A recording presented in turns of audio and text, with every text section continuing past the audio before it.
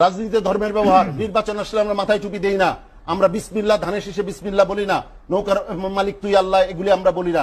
আমরা সারা বছর ধর্মের চর্চা করি, আমরা সারা বছর ধর্মই করি এবং আমাদের ম্যানিফেস্টোতে, আমাদের সকল কিছুতে আমাদের আদর্শ স্পষ্ট থাকে।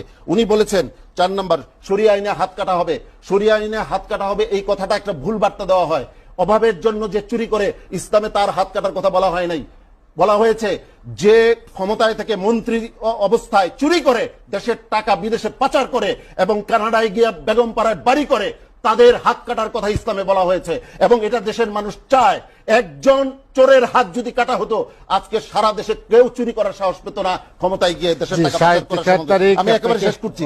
নির্বাচন আমরা বন্ধ করতে চাই না, আমরা একই সময় নির্বাচন চাই, কিন্তু নির্বাচনটা যেন তেন উপায়ে হোক এটা আমরা চাই না। নির্বাচনটা সুষ্ঠু হোক। নির্বাচনের বিএনপির সুর কি আগের মতো আছে? বিএনপির সুর কি আগের মতো আছে? আপনি বুঝতে পারছেন যে এই গত কমিশনে বিএনপির সুরটা কেমন, সেটা আমরা রবিউল ভাইয়ের কাছে শুনি। আপনাকে অসংখ্য ধন্যবাদ। ইফতেখার তারিক। এখন অন্য